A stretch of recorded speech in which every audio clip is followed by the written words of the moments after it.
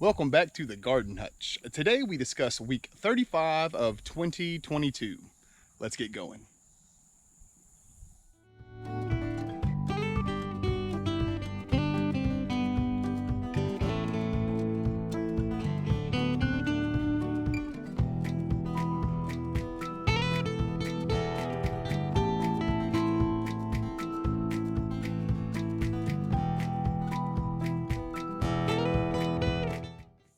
Well, week 35 was another awesome week here on the homestead.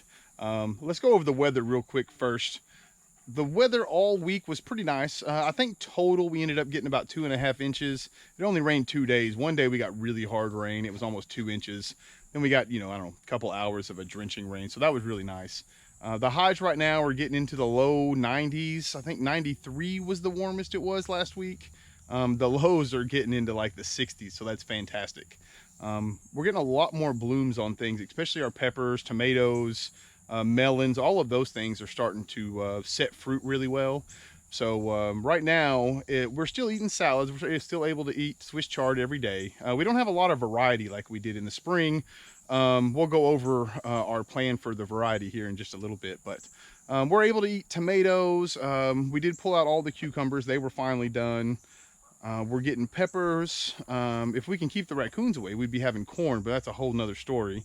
We're doing a lot of pickled peppers this time of year, giving a lot of those away. The cayennes are still going crazy. So overall, I'm really happy with where we're at here at the first part of September.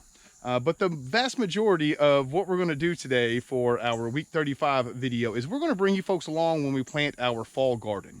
So the first thing that we're going to do is we're going to plant our Roma tomatoes. It's the 1st of September. We should be picking tomatoes off of them by about the 1st to 2nd week of October. These plants are about 7 to 8 weeks old already, so they're getting to that point where once you get them in the ground, they get a little extra space, they should be able to put fruit off pretty quick. So what we're going to do is we're going to put them in the ground. We'll dig a hole. We bury them a little deeper than we do everything else, just so we can get like a tighter root ball on them. We create a special sort of soil that we put underneath of them. It's just got some extra nutrients that tomatoes need in them. So let's go take a look at that real fast. All right, so we're going to begin here. These tomatoes, you can see I have cleaned the stalk up. I want to put it in a little bit, like I said earlier, just to give it a bigger root ball. Dig down. And then we'll put the soil in.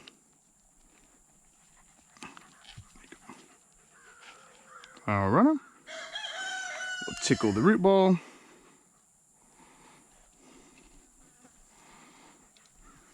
And put it around. And that's all there is to the tomatoes.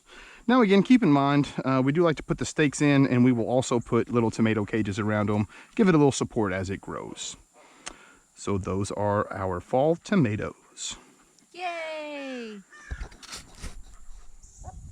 The next thing we're going to plant today are going to be the lettuce and radishes. Now we put these in a bed together for a couple different reasons. We love radishes and we like radish greens. The thing about radishes is they're only good for, like, I don't know, probably about 3 or 4 weeks at a time. So if you plant too many of them, the ones that you don't get to are end up going to get kind of pithy. They'll get hollow, hard to eat. You're not going to want to eat them. So what we like to do is we're trying to reach that sweet spot, right, where we can eat radishes daily for about 3 weeks. You can eat the greens well before that, which I kind of touched on earlier. That's a lot of what our strategy is going to be. So, you saw the tomatoes, but now we're going to start in sort of our fall greens. So the way we're going to start this again, we're going to put in the lettuce, the radishes in now. What we'll do is we'll put these rows about 10 inches apart. We're going to plant the seeds relatively densely. Whenever the plants get about 4 inches tall, we'll go through and we'll thin them out accordingly. The lettuce, we like to give about 4 inches between each plant so that it can kind of get nice big leaves on it. And the radishes, we like to leave about 2 inches between them. So let's go ahead and get those seeds in the ground. So as we said, in this bed up here, we are going to mix our lettuce and our radishes. So what we'll do is we'll start here on the edge. I like to start about 5 inches from the edge.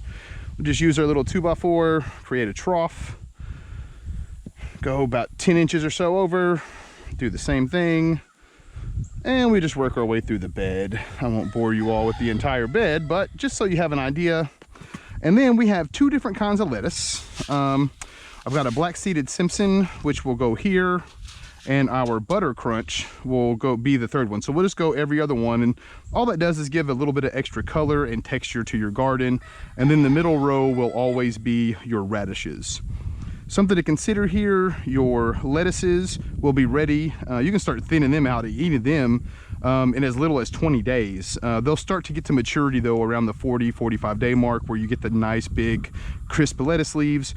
Your radishes, you can have those, and the roots on them will be ready in anywhere from 30 to 40 days. So you'll be eating out of this bed probably sooner than anything else. So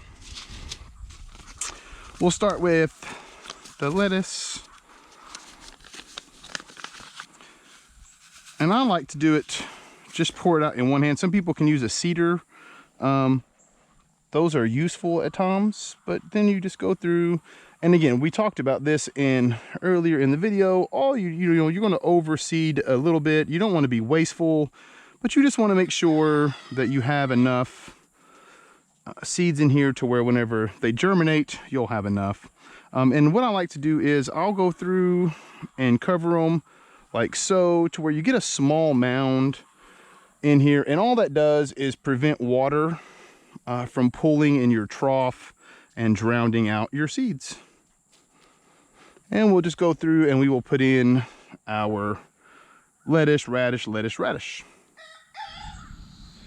So the next thing we're going to put in the garden are beets. Much like the radishes that we just planted, beets, you can eat the root. You can also eat the greens on the top of them. Actually, we really enjoy the beet greens. They may be one of our favorites. But here in the garden, what we like to do with our beets is we're going to plant them about 12 inches apart. And what that does, it allows the tops of them to kind of grow, get big, nice leafy greens, and that ends up having a really well-developed root on them. So what you're going to see us do now, we're just going to go through, we'll space the rows about 12 inches apart. Again, much like we did with the radishes and the lettuce, we're going to sort of overseed it a little bit, just so that we have a little bit of buffer in case some seeds don't come up. Once they get about 4 inches, and you're gonna hear me say this over and over, but once the plants get about 4 inches, we'll go through and we'll thin them out accordingly. Beets like to have about 4 inches between each plant, and what that does is it allows them to grow the actual root part of it. It allows it to swell to where you'll get a nice, beautiful beet. So let's get these seeds in.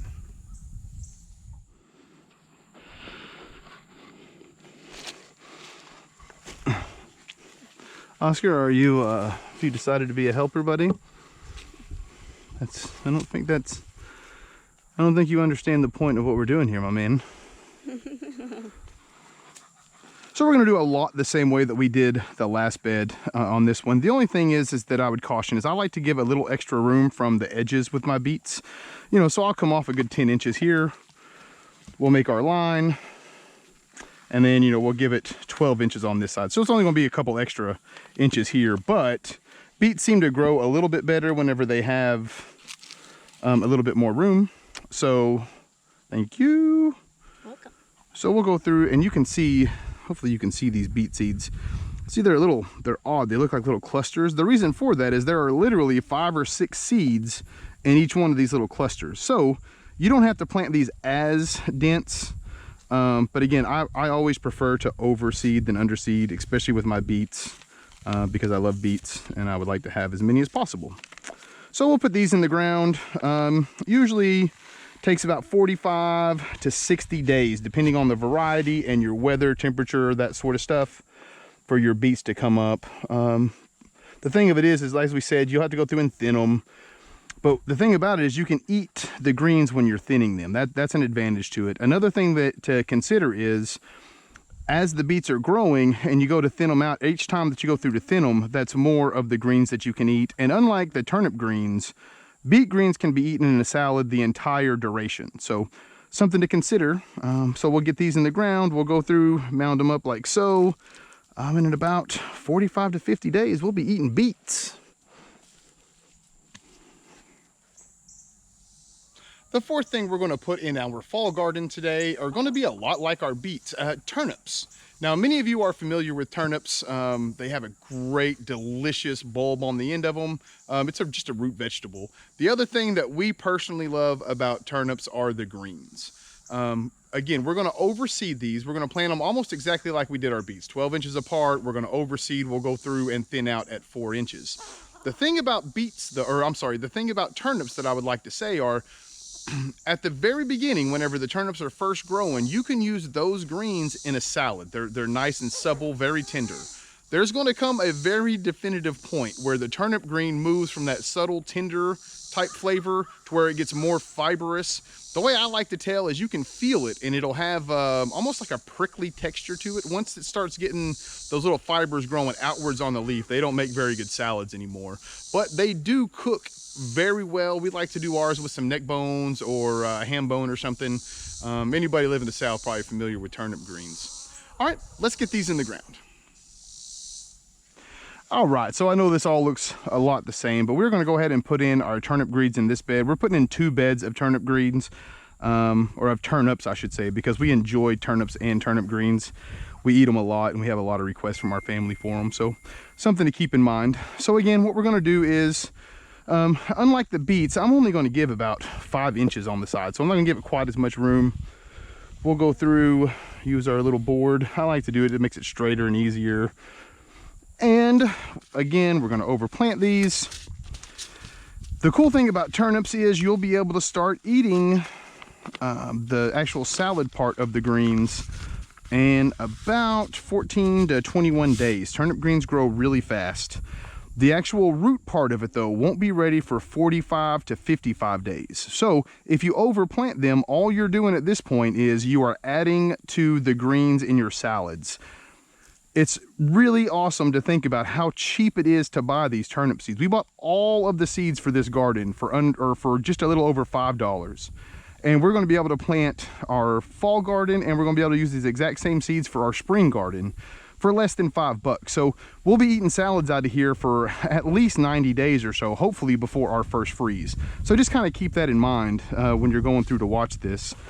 You'll see here, I just pinch off some turnip green or some turnip seeds. I'm thinking turnip greens already. Go through, plant them, do relatively liberally, like so. And then just go through, heal them up. And that's all there is to it. All right, let me go ahead and get the rest of this bed done. The 5th and final thing we'll be planting in our fall garden today are carrots. Now, we talk about carrots a lot this year because, you know, we grew them successfully. Everybody loves carrots. There's something about pulling carrots, and I say this a lot, that is just, I don't know, satisfying in some fashion. I'm not sure I can quite quantify it correctly, but we do enjoy doing it. So the way we're gonna do it is we're gonna put our carrots about 10 inches apart. We'll overseed and we'll thin them out much like we do everything else to once they reach about 4 inches. What we like to do is we like to have 1 carrot every 3 inches through the row. We usually go through and thin them out in stages though, so that you know, carrots, the actual green part of the carrots, they're a little fragile. So if you let them grow to about 3 inches, thin them out, but leave them thick enough to where they can sort of lean on each other if a high wind comes through. And then once they get to about 6 or 7 inches and the bottoms get a little bit tougher on them, then you can go through and finish out the thinning process. All right, let's get these in the ground. And finally, we are going to go ahead and put in some carrots. So just like everything else, we're going to go ahead and use our board here. What I like to do is, you know, 10 inches apart for our carrots, about like that. The thing I wanted to show you the most about the carrots are the size of the seeds. Carrots can be a bit difficult to work with, and you'll see why. They're even smaller than the lettuce seeds. Hopefully you can see those. So what I do with these is I do them by hand. I just take a pinch and then I try to sprinkle them out as much as I can. What ends up happening is I end up having to thin out a bunch of carrots, but the carrot seeds are cheap when you buy them the way that we do, by bulk. And you can eat the carrot greens. I don't care for them, but they're good for you if you like them. So we'll go through, do this. We'll mound them just like everything else. Put them 10 inches apart. When the plants get about 4 inches, thin them out like we said before. You should be able to start pulling these carrots to eat after 45 days. The larger carrots, the one that you're going to want to put in your freezers, those will take about 60 days to 65 days to mature all the way. So, you know, by about first week of November or so, we'll have them. They'll be good enough size where you can start taking them out. Last year we grew carrots. We didn't pull them to start putting them away until the day before Christmas. So depending on your weather and that sort of stuff, you can push these off further and further into the winter time. And because you're growing into the winter, you don't have to worry about them bolting or going to seed, getting pithy or anything. They will get bigger, but they'll stay nice and sweet as long as the temperatures stay cool. All right, so I'm gonna get finished with this. I hope you all enjoyed coming along with us as we put in our fall garden. It's week 35 of the year, and we're still planting, so that feels really good. We're still eating from the garden, that sort of stuff. So we appreciate everyone who stuck here till the end. It means a lot to us. If you enjoyed this content, consider subscribing to the channel. It goes a long way in helping us out. It's free for you.